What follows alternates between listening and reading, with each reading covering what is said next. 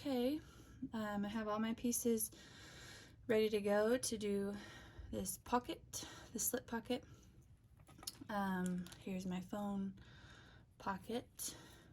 I had to put the clips on this way just because my phone is pretty small in relation to my big 32-ounce bottle, so that's how it fit best for me. And now I've already cut the holes, the edging holes. I call it an intermittent rotary cutter. I know there's other names for it, but it's just a rotary blade that pokes holes instead of just cutting through the fabric. So I already did it. You can't really see them until you poke in with the needle. Oh, okay, maybe I didn't get that spot very good. I try to go really slow to not go all the way, you know, down the edge, but there we go. So every so often there's another hole around the whole thing, and that's how you do the edging on the pocket. So to start that, I usually like to start in a spot that's near one of the corners. It doesn't matter which one, I just think that's where it blends best. I picked this bright yellow embroidery thread because I thought it looked good with this strap. So insert your hook, cast on, and a little bit, you have to kind of change the way you pull each stitch, just because you don't want to fold down the edging of the pocket. You want to keep it up, so each time you do a stitch you kind of have to level off your hook with the edge of the pocket. So chain one to start. That chain doesn't count as anything, it's just a filler stitch. So since this embroidery thread is so small compared to the spaces that the rotary cutter made, I do 2 single crochet in each spot,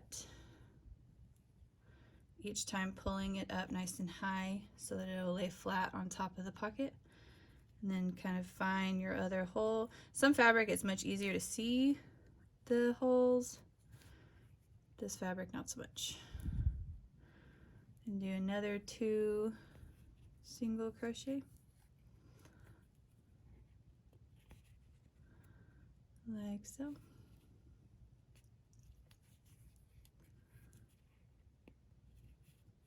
And if you were to be pulling these stitches real tight, you would cause the side of the pocket to fold back down on itself, and that just creates extra bulk. This is really just to make it nice looking, and it makes it easier to sew it, attach it to the phone pocket since you have these stitches here to work with now.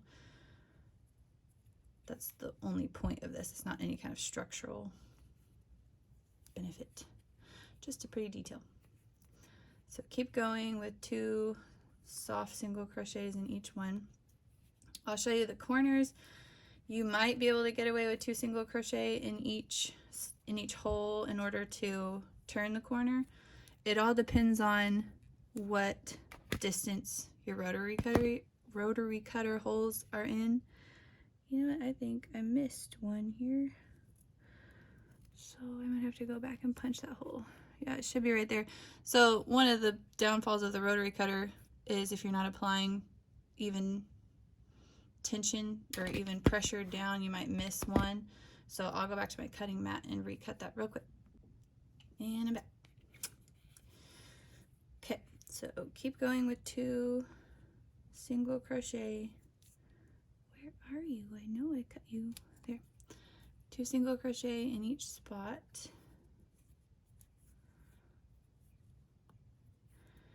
Depending on how close together your rotary cutter marks are, you may need to do 3 in these stitches that approach the corner. I would just kind of play with it. It looks like this one's kind of spaced far away, so I'll do 3 in that one just to help me round the corner, and I'll do 3 in this one. See how that looks. If it starts to look kind of baggy, like the stitches are crowded, then go back and do 2 single crochet in each one. If 2 looks too tight, then you probably need 3 in each spot. So to me that looks good. They're laying flat enough. So then now when I go around the side, I'll continue doing 2 in each spot until I do the corner again, and I'll see how those holes meet up on the corner, and just keep doing that around. I'll meet you back over here so that you can see how I finish it off. Okay, I've gone all the way around the pocket, and this is what it's looking like now. So there's no gap between, or there's no more hole to crochet in between the one I just finished and where I started. So now I will cut a generous tail so that you can also use it to sew the pocket around. And then I pull it through the stitch I just did. And then get your needle. Might have to use a little bit smaller one than a traditional. This is just like a smaller yarn needle. It's not as big as some of the other ones for this embroidery thread. And I go through this first stitch, both loops.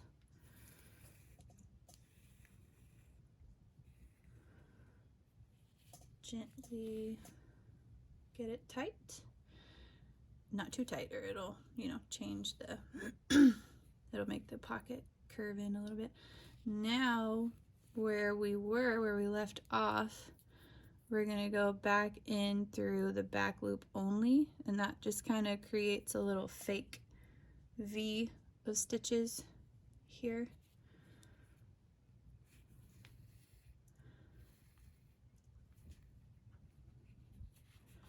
Just like that. And then once you go to sew it to your phone pocket, that'll blend in nicely.